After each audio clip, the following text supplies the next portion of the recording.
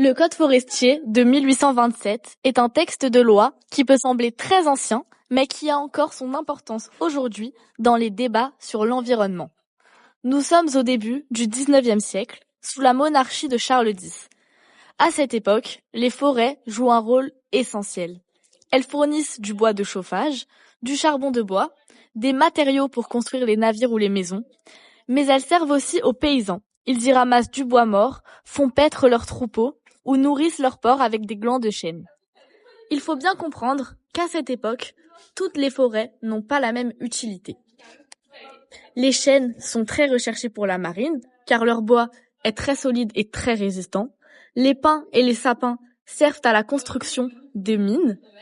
Le hêtre et le châtaignier sont utilisés comme bois de chauffage. Les forêts sont donc considérées comme une véritable réserve stratégique pour l'économie et pour l'État. Mais depuis plusieurs siècles, les forêts françaises sont surexploitées. Les prélèvements trop importants menacent leur survie et l'État craint une véritable pénurie de bois. C'est donc dans les années 1820 qu'un débat s'ouvre au sein des assemblées législatives sur l'avenir de ces forêts. C'est dans ce contexte qu'est adopté le Code forestier de 1827. Il est donc adopté seulement 7 ans plus tard.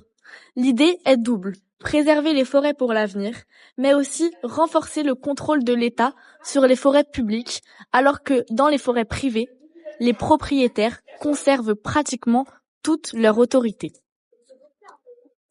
Le Code forestier de 1827 est un recueil de textes réglementaires et législatifs constitué de 225 articles. Il uniformise les réglementations forestières à l'échelle de tout le territoire national. Concrètement, il limite le ramassage du bois mort, encadre les coupes de bois, interdit parfois le pâturage des animaux et restreint des pratiques anciennes comme le droit de glandage qui permettait aux paysans de nourrir leurs porcs avec les glands des chênes. Le code renforce aussi le rôle des agents forestiers qui deviennent de véritables gardiens des forêts et donne plus de pouvoir à l'État et aux grands propriétaires. On voit bien la logique. D'un côté, il s'agit de protéger la ressource pour éviter que les forêts ne disparaissent, et de l'autre, il s'agit aussi de contrôler l'exploitation et d'en réserver les bénéfices à l'État et aux élites au détriment des usages populaires. Ce code n'est donc pas seulement un texte écologique avant l'heure, c'est aussi une loi profondément politique et sociale. Il marque la victoire d'une vision scientifique centralisée sur la gestion des ressources. Derrière la protection des forêts, on trouve en réalité un affrontement entre deux modèles de société. L'un fondé sur le contrôle et l'autorité, alors que l'autre est fondé sur la tradition et la survie quotidienne. Mais l'application du code n'est pas sans conséquences.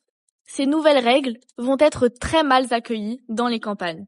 Pour beaucoup de paysans, la forêt était un bien commun, indispensable pour se chauffer, nourrir les animaux ou survivre en hiver. Le code forestier leur retire une partie de ces droits et les prive d'une ressource vitale. Cela provoque des tensions et même des révoltes. L'exemple le plus connu est celui des guerres des Demoiselles, dans les Pyrénées, entre 1929 et 1930.